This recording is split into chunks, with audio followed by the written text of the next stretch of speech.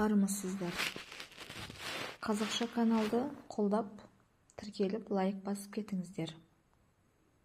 Аға деп аңқылдап тұрған бойжеткенге өмірде неше түрлі аға кездеседі. Қазақ деген бауырмал, сыйластықты бірінші орынға қоятын халықпыз. Аға деп қарындасы құрмет көрсетсе, қарындасым деп ағасы қамқорлық танытса, ғажап қой.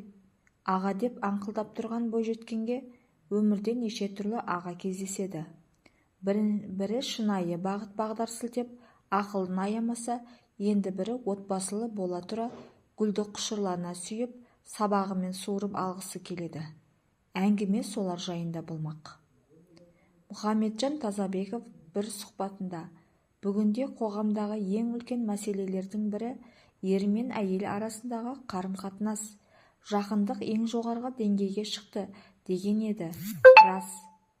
Бүгінде ер азаматтар қауымы өзінен бірнеше жас кішкентай, кейбірі тіпті қызындай, немересіндей қыздарға көз салып, қырындауды намыс көрмейтін, керісінше ер азаматқа сай қылық деп санайтындай. Шіркін-ай, біздің қазақтың ер азаматтарына ерік пен мүмкіндік берсең, қос-қостан әйел алып, оның сыртында өзге қарындастарымен көңіл жарастырудан тайынбайды, деп ер азаматтың атына сын айтатындар көп. Себебі бүгінде қарындасым деп жүріп, іштей қызығатын, кейіннен қырындайтын ағалар баршылық. Олар қандай ер азаматтар дейсіз ғой? Ордалы 30-дан асып, бір машина мінген, балалы шағалы, сырты көзге төрт құбыласы тең адамдай көрінетін, комплимент десе аянбайтын, қалжыңдап тесіп қалатын, керек десе сөзбен іші бауырыңа кіріп елтіп алатын, көмек қажет болса аянбайтын ағалар.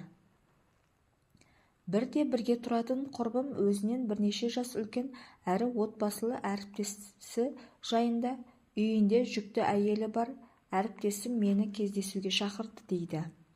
Мен ол кісіні өте қатты сыйлайтын едім. Ұжымға да сыйлы ер адам еді. Ойым толықтай өзгеріп кетті, деп таңданысында жасырмады. Тағы бірде жұмыстағы әріптес құрбым таксиде болған оқиғасын айтып берді. Бір күні қонақтан шығып, кешкірім уақытта такси ұстап тұрсам, жасы 45-тер шамасында бір ер адам келіп тоқтады.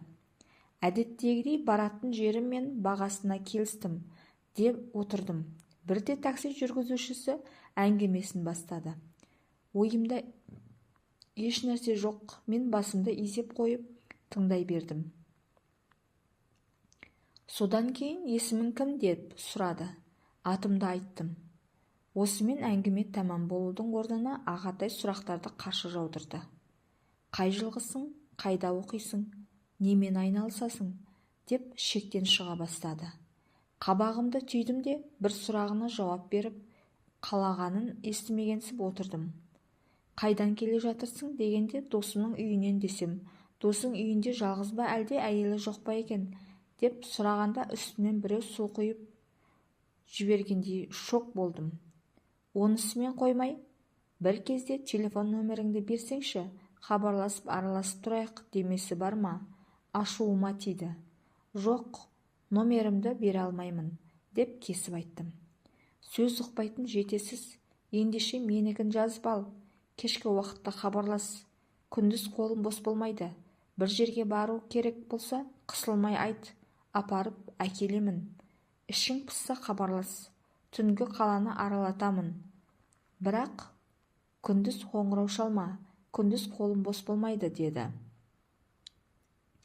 Аузына жоқ деген қысқа жауап әрең шықты.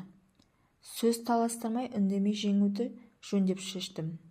Ақыры келер жерімізге жеткенде есігін тарс жауып шығып кеттім. Әкемдей адамның маған осындай әңгіме айтқанына қаным қарайды. Әріптес құрбымның әңгімесін тыңдап отырып, таксиге міне қалсаң, бетіңе бадырая, тесіле қарап, басыңнан аяғыңа дейін көзімен сүзіп шығатын ер адамдар есіме түсіп кетті. Көптеген ағалардың түрлі әңгімесіне сеніп, артынан опық жеп қалып жатқан қара көздер де аз емес. Алайда мұндай жағдайда кінәлі кім?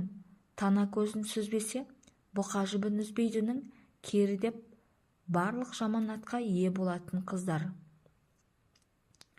Соған мейірімін аямай барынша қамқор болып, сеніміңе кіріп, сыйластығыңа ие болып жүрген жанның уақыт өте келе әңгімесі өзгеріп, қылықтары мұң құбыла бастағанда қаншалықты сыйлап, құрметтеп жүрсең, соншалықты жиреніп кетесің.